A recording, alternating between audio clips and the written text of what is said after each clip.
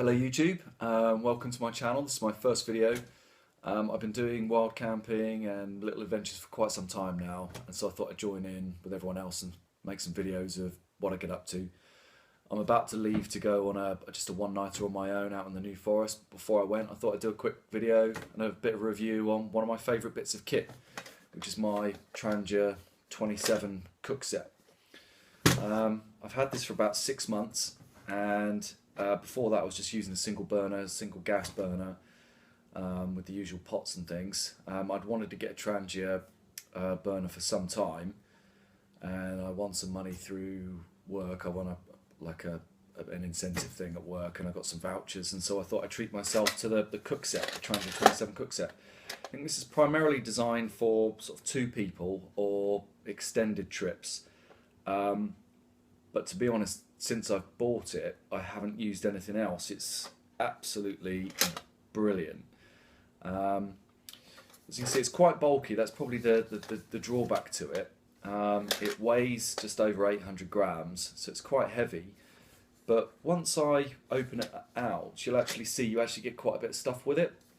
And what I found is that since ditching the gas burner and things, I still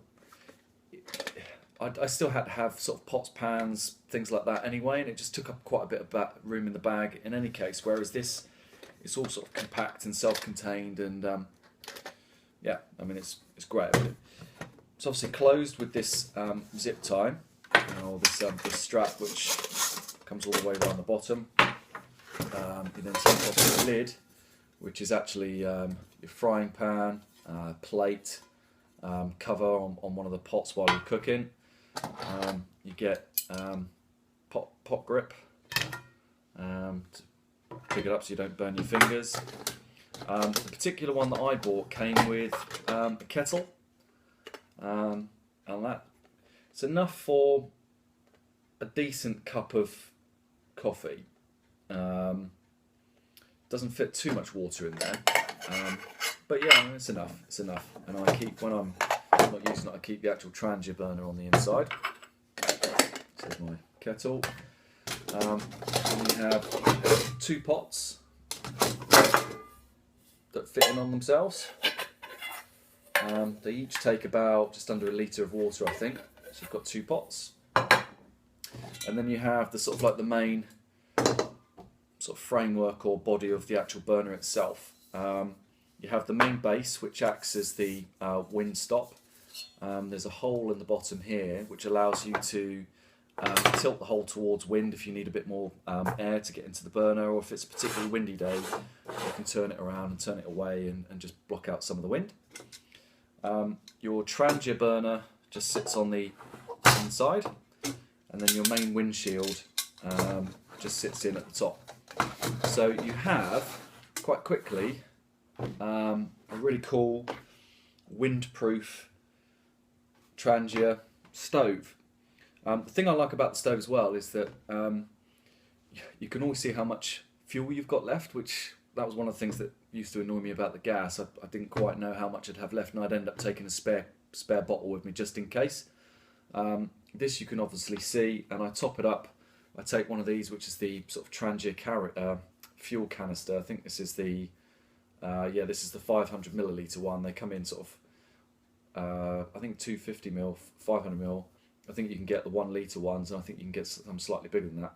Might be wrong, but you can certainly get the 1 litre ones anyway. But this is more than enough. Sort of half a litre, that would do you for probably a week with one of these burners, which is fantastic. You have these kind of sort of stands that come out the top, so when you're trying to use your frying pan, it just sits nicely on the top. I've used other sort of pans and frying pans and things like that on the top as well of this, and it just sits on there perfectly. When you want to use any of the pots, these just slot in, and they then act as a stand for your pot, which you can then sort of put your lid on to keep the heat in if you want to.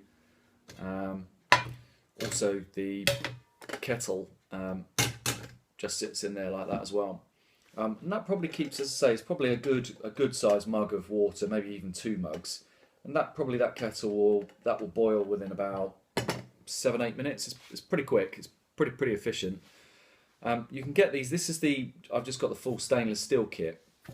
You can get the non-stick version where the base, the two windshields and the actual base is all still in stainless steel, but the cooking parts, which is the frying pan and the two pots, you get those in the black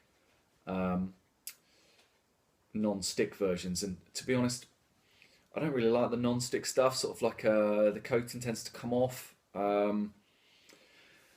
So I went for the stainless steel version, and to be honest, I've not had a problem with it. I've cooked sausages, bacon, all kinds of things in this, and it's still pretty clean. Look, I find that once I've cooked in it, if I just put a bit of water in here, heat it up again on the stove, everything comes off with just quite quickly with a sponge or a scourer. The one thing I found with the Trangia is that, I mean, it burns pretty much anything. I mean, I burn meths on it. But I think you can burn pretty much any flammable liquid. The meths does give off a bit of a sooty kind of sort of burn to it, which does coat the outside of the pots. I know some people kind of like the kind of sooty look. It looks a little bit all bashed and used and a bit hardcore, but I like to keep mine clean. And I just use, once I've finished using it, I just have a sort of like a wire wool brush when I get in and just give it a quick clean, and up they come, and they're as good as new again. I just like them looking new.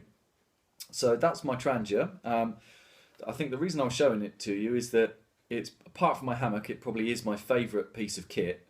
I've had it about 6 months, and apart from the size and maybe the weight, I can't really think of any negatives about it. I love it. I use it all the time, and when you see my videos that I'm about to start making, you'll see me use this regularly. I mean, it's all I use, so I don't use the gas really anymore.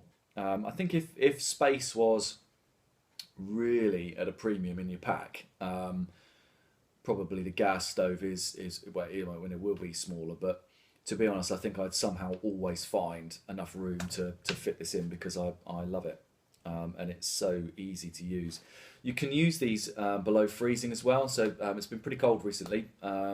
Just started December. It was -5 here last night. I'm going to go camping in it tonight. I think the temperature's going to be fairly similar. So we'll test it, what it's like in below freezing temperatures, where sort of gas can have a bit of a problem. But these should be fine.